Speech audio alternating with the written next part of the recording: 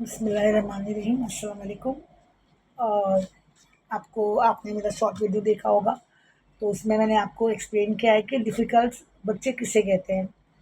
अ, बच्चे को परवरिश करना एक इबादत बोला गया है हमारे नबी ने और हमारे अल्लाह ने हमको यही बताया है कि बच्चे की परवरिश करना एक इबादत है और हम जितने अच्छे से अपनी इबादत करेंगे उतना अच्छा उसका आउटकम होगा। हम जो भी काम करते हैं, हमें यकीन होना चाहिए कि हम मरने के बाद हमको इसका सिला मिलेगा और हमको जन्नत और दोज़ख पे यकीन होना चाहिए और हमको अपना कदम हर वक़्त उस तरफ उठाना चाहिए जिस तरफ जन्नत का रास्ता हो या दोज़ख के रास्ते से हमको बचना चाहिए। वो अमल से बचना चाहिए जिससे जो हमको दोज़ख की तरफ ले जाए और वो काम करना चाहिए जो हमको जन्नत की तरफ ले जाए। तो ये है। ये हमारी जो हमारे नबी सल्लल्लाहु अलैहि वसल्लम ने, मोहम्मद साहब ने और हमारे अल्लाह ने कुरान में बहुत पहले हमें ये चीज़ें बता चुकी है। तो हमें क्या करना चाहिए, हमें अपने बच्चों मैंने जैसे कहा कि हमारे बच्चों को परवरिश देना भी इबादत है। हमारा अपने जो सुबह जो भी इंसान जॉब पे निकलता है अपने रोज़ी रोटी के लिए, वो भी एक इबादत की तरह है। हमें वो हर एक काम करना चाहिए जिससे अल्लाह खुश हो। हम जभी भी कोई काम कर रहे हैं, हमारे दिमाग में ये बात रहना चाहिए कि अल्लाह किससे खुश होगा।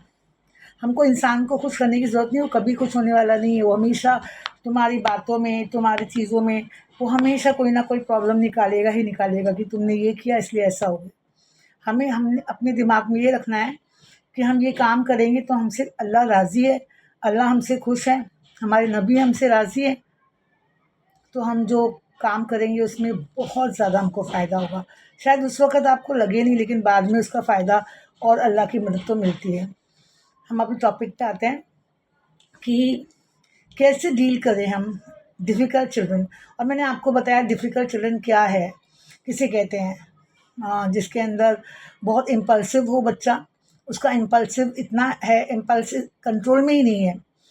वो बहुत ज़्यादा गुस्सा आ जाता है उसको छोटी-छोटी बात पे और वो खिलौने फेंकने लगता है, शाउटिंग करने लगता है, स्क्रीमिंग करता है और उसका एक अपसेट हो जाता है और उसका वो रिएक्शन देता है। सेकंड, मैंने अपने शॉर्ट वीडियोज़ में बताया कि इमोशनल फ्लडिंग हो रही है उसमें। अभी-अभी आपको पता है इसके ब्रेन इमोशनली डेवलप हो गया है, लेकिन लॉजिकल डेवलपमेंट नहीं हुआ है।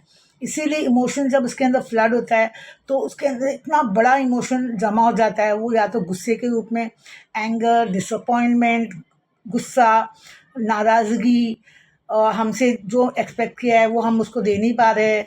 इस जो टाइम कोई भी चीज़ को दे नहीं पा रहे, खिलौने कुछ भी, तो इसीलिए क्योंकि वो लॉजिकली सोच ही नहीं पा रहा है, इसीलिए वो इस तरह बिहेव करता है। और थर्ड, उसका फिजिकली नीड हो सकता है, या तो उसका कुछ भूख लगी है, प्यास लगी है, बीमार है, सर्दी हुई है, पेट अपसेट है, इसलिए वो फ्रस्ट्रेटेड है। तो हमें ऐसे बच्चों के साथ कैसे डीलिंग करना चाहिए। आपको पता है हर बच्चा सेम नहीं होता है। मैंने आपको पहले ही कहा कि जब हम क्लास में कहते हैं, क्लास में जब खड़े होकर बच्चों का नेशनल एंथम या प्रेयर्स लेते हैं, 45 बच्चे क्लास में हैं, हर का रिएक्शन अलग होता है। कोई एकदम फर्स्ट टाइम में एकदम अटेंशन में खड़ा हो जाता है, कोई यहाँ वहाँ देख के अपना नेशनल एंथम पढ़ता है, कोई पढ़ना ही नहीं चाहता, कोई मस्ती करना चाहता है। तो नो चाइल्ड इज़ सेम। हर एक जगह भी, हर एक चीज़ें में भी, हर एक घर में भी अगर 5 बच्चे हैं तो पाँचों बच्चों का नेचर सेम नहीं होता, ये तो आपने भी देखा होगा। इसीलिए हम सेम तरीके से हर बच्चे को डील नहीं कर सकते हैं। हमको देखना है कि वो बच्चा किस तरह से रिएक्शन दे रहा है और उस रिएक्शन से हमको उसको डील करना है। अगर वो गुस्सा हुआ है, छोटा बच्चा है, उसके उसके बराबर आइए, उसकी आँखों में आँखें डाल के बोलिए, क्या हुआ है बेटा? अगर वो बड़ा बच्चा है तो उससे फ्रेंडली वे से आप उससे बात करिए कि तुम ऐसे नहीं करते थे, अभी तुम ऐसे क्यों कर रहे हो? क्या रीज़न है? क्यों इतना तुम इमोशनली इतने परेशान हो रहे हो? ठीक है? क्योंकि आपको भी पता है कि बच्चे बड़े एंग्शियस होते हैं, उनको हर एक चीज़ जानना होता है और फिर जब वो चीज़ करते हैं और उसके बाद उसका रिज़ल्ट उनका मनचाहा नहीं आता, तो उनका जो आउटकम है, जो वो फ्रस्ट्रेशन है, जो उनको ना मिलने की जो प्रॉब्लम है कि हमें क्यों नहीं मिली, ये क्यों चीज़ क्यों नहीं हुई, ये टाइम पे ऐसा क्यों नहीं हुआ, वो फ्रस्ट्रेशन वो आउटपोर हो जाता है। तो ऐसे टाइम पे हमको जज नहीं करना है, हमको बस एक जज नहीं करना है कि हमको ये नहीं सोचना है ये बच्चा हमको परेशान कर रहा है, ये हमको नहीं परेशान कर रहा है, ये खुद कोई चीज़ों में परेशान है, इसीलिए ये अपनी चीज़ों को बता रहा है।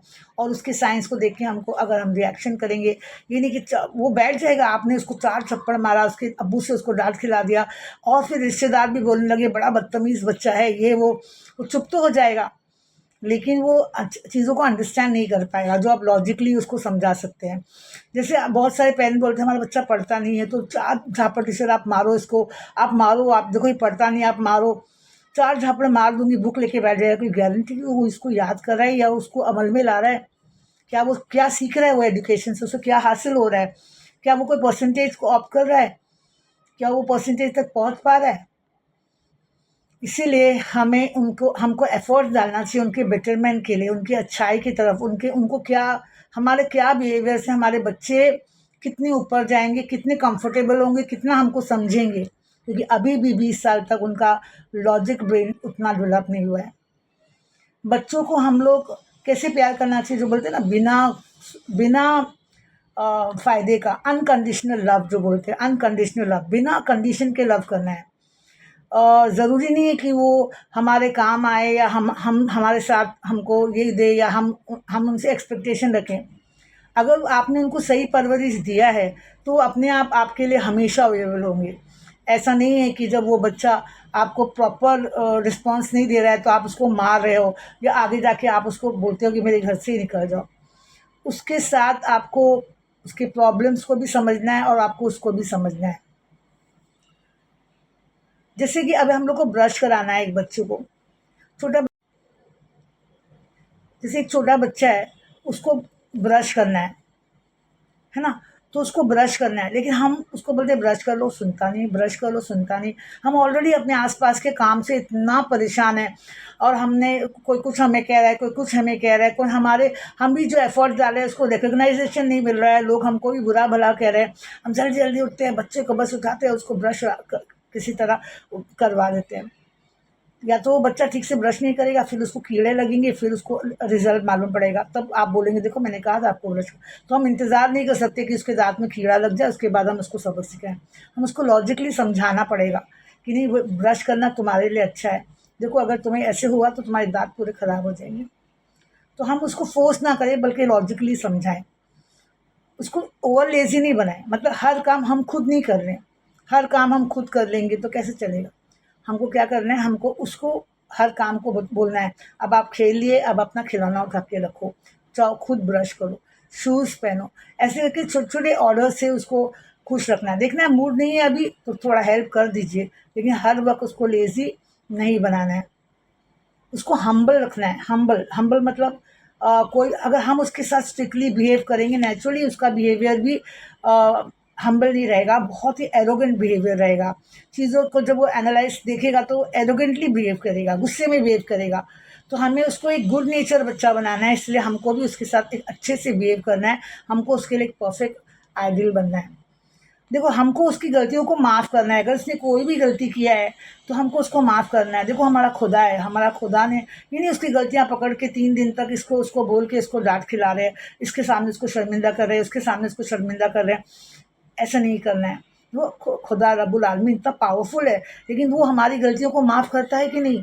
हमारी छोटी से छोटी, बड़ी से बड़ी गलतियों को माफ़ कर देता है। हर एक जगह आउटलेट रखा है कि हम अपनी गलतियों को उससे माफ़ करा सकते हैं। तो एज़ अ पेरेंट्स हमारे अंदर भी वो चीज़ होना चाहिए कि हम अपने बच्चों की गलतियों को माफ़ कर दें। पेशेंट रहे, पेशेंस मतलब सब्र करें। सब्र का मतलब ये नहीं होता कि उनकी जो बदतमीज़ी है उसको हम लोग हँस के, मैंने ऐसे बहुत सारे पेरेंट्स देखे हैं कि बच्चा बदतमीज़ी कर रहा है, चप्पल उठा के फेंक रहा है, बैक आंसर कर रहा है, नहीं उसको बताना है कि दिस इज़ रॉन्ग, आपको ऐसे बिहेव नहीं करना है। और अपने बच्चे के प्रति लॉयल रहें क्योंकि वो एंट्री है। उसको आप जैसे भी आप उसकी हेल्प करेंगे, जैसे भी वो वैसे ही सराउंडिंग को ऑब्ज़र्व एक प्लेन पेपर की तरह जो आप लिखेंगे उसके दिमाग में छप जाएगा। तो बहुत सारी उसकी गलतियों को, बहुत सारी इसके मिस्टेक्स को आपको अनडू करना पड़ेगा, मतलब आपको नज़रअंदाज करना पड़ेगा और नज़रअंदाज करते-करते स्ट्रिक्ट एक्शन भी लेना पड़ेगा। आपको दोनों बनना है।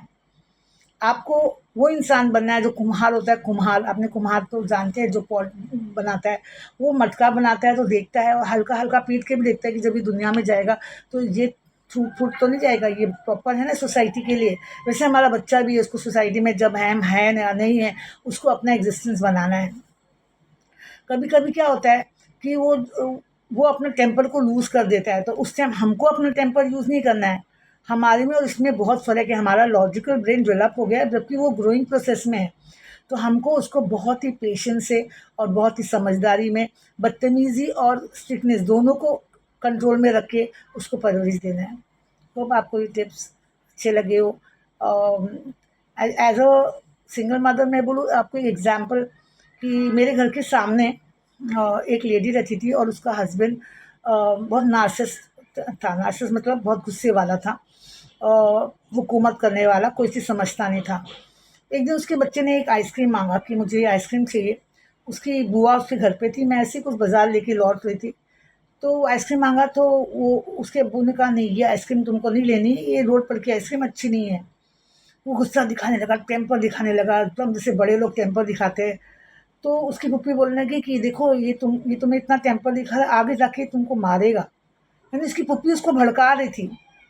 मैंने देखा ये मंज़र, मैंने कहा इस तरह की परवरिश दोगे तो ये बच्चा सचमुच आगे जाके, जो हम सुनते हैं ना अक्सर केसेज़ में, ये अपने रिश्तेदारों को ये कर दिया, वो कर दिया, कोई ना कोई।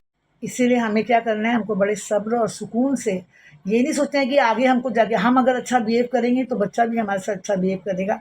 इस उम्मीद से मैं अपना यहाँ पे ब्लॉग ख़त्म करती हूँ। उम्मीद